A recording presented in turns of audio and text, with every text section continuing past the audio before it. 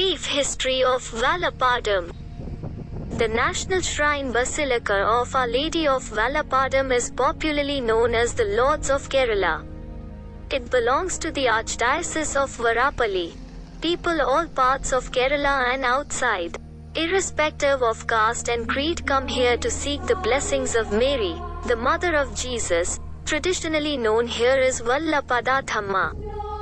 Kochi, the Queen of Arabian Sea, has got a number of small islands in the backwaters, and Vallarpadam is one such island having an area of only 6 kilometers.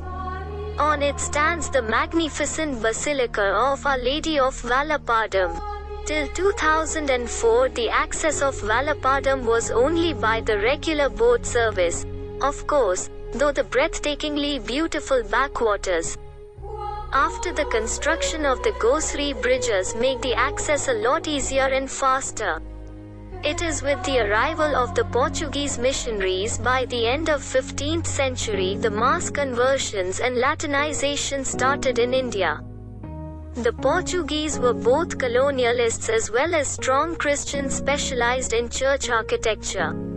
No doubt they formed colonies in Kerala, especially in Christian-dominated areas, but more than that they built beautiful churches. They built was the one at Vallarpadam. It was actually a reconstruction of the damaged church at Vallarpadam, the first church ever in Asia to be named after the Holy Spirit. On the Pentecost day in 1524, the Christians of Vallarpadam were accepted into the Latin Rite, en masse.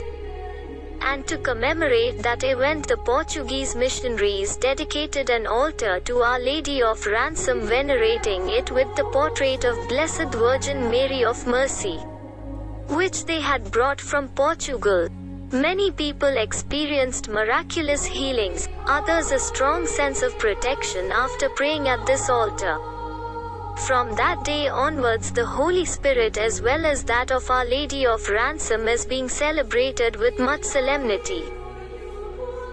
The miraculous rescue from the deep backwaters. On the 23rd of May 1752, a Nayar lady, Meenakshi Amma, and her son of Palliyil House, Vallarpadam, were going to the family temple Mattachuri. When the boat reached the deep waters, the gales blew and the boat was tossed up and down by the towering waves. Immediately boat capsized in the heavy storm. Meenakshi Amma, seeing that there is no way to escape, implored Vallarpadathamma to save them and vowed that they would be her slaves, Adama, for rest of their lives. Those who escaped catastrophe reported the whole thing to others, and people came in boats with nets to rescue the mother and the child. In the bad weather they couldn't continue much longer. The next day they searched again but had to abandon the efforts due to the storm. Meenakshi Amma's faith in Our Lady was indomitable, and so her prayer with deep faith was readily heard. She was miraculously found on the third day and saved by the local people who cast nets across the river as per the instructions of the vicar of the church, Reverend Father Miguel Correa. It was recorded by the priest that Our Lady appeared to him for consecutive nights in the dream, and on the third day he could not but instruct to search for the lost mother and her son. The news reverberated across the land of Kerala, and people from all walks of life flocked to the church not only to pray but also to see Meenakshi Amma and her child and to hear the very mouth of her, the encounter with Our Lady. To the crowd who came to her, Meenakshi Amma recounted her experience. Just I prayed to Vallarpadathamma for help and vowed our allegiance by becoming her servants. The boat capsized and I, together with my son, sank into the deep. We went straight to the bottom of the sea and found ourselves at peace in the presence of Vallarpadathamma. We were in such a serene and beautiful place that we did not feel the passing of time. We were just gazing at the face of Our Lady and her son. Now we find ourselves at the feet of the same Vallarpadathamma. All those who heard it glorified God who saved her and praised Vallarpadathamma for her powerful protection. Meenakshi Amma and her son used to sweep the church and entire courtyard every morning and evening with broom. Even now, the devotees bring brooms and sweep the church floor and courtyard clean as a sign of their commitment and their gratitude to Our Lady of Vallarpadam. It was real rebirth to Meenakshi Amma and her son, and they expressed their indebtedness by not only baptizing themselves as Mary and Yesudas, servants of Jesus, but also becoming staunch devotees of Our Lady of Vallarpadam.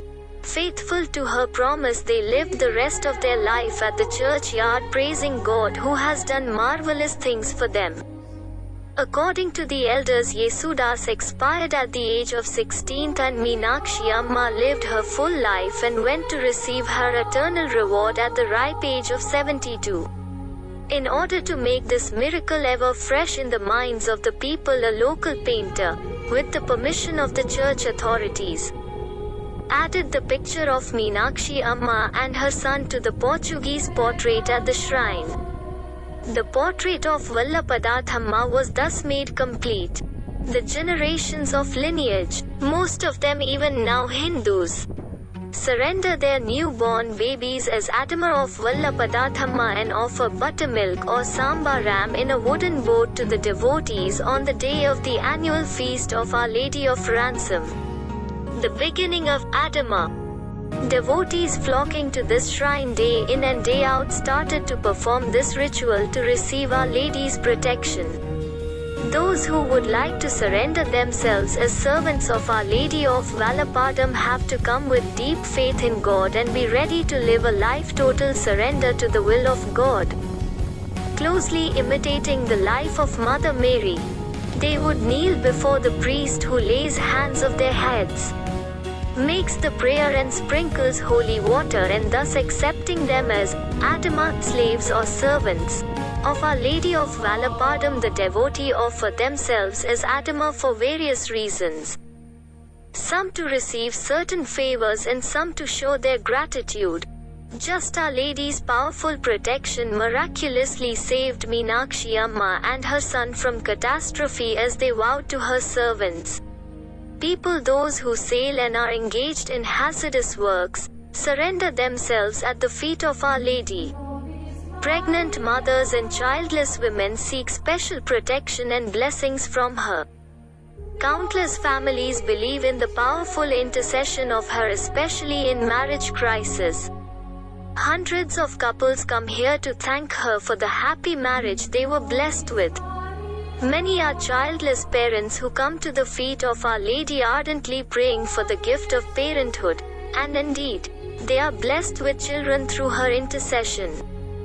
It is here that fishermen and boat owners bring their boats. To be blessed, with strong faith in the protection of Our Lady, they sail secure ever after. Again, it is here that the babies are brought to be given their first solid food. The Mother of Good Health keeps them always in her maternal care.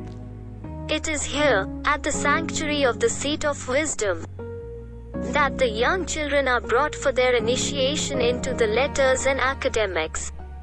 The Mother of Good Counsel always guides them in their growth in intellect and wisdom. And it is here that those who lost their kith and kin seek relief and consolation through her prayers in concert with the sorrowful Mother, Our Lady of Vallarpadam. Inspired and prompted by these divine experiences so tangible, Pope Leo XIII elevated the Church's main altar to the status of Altarprevilegiatum in Premium Concessuma in 1888. On September 12, 2004, the Catholic Bishops' Conference of India raised this pilgrim center to the status of a national shrine. The crowning point in the history of the shrine of Our Lady of Vallarpadam was not very much delayed. On the 1st of December 2004, Pope John Paul II granted the honorific title of Minor Basilica to this church. The decree forwarded by the Congregation for Divine Worship and Discipline of the Sacraments was received by Archbishop Daniel Acharuprambil on 29 January 2005, and the official declaration of it was made by him on 12 February 2005 during the Thanksgiving Eucharistic at the Sanctuary of Vallarpadam. If you like my video, please like it and share it other friends. Let's see you again with another video. Thank you.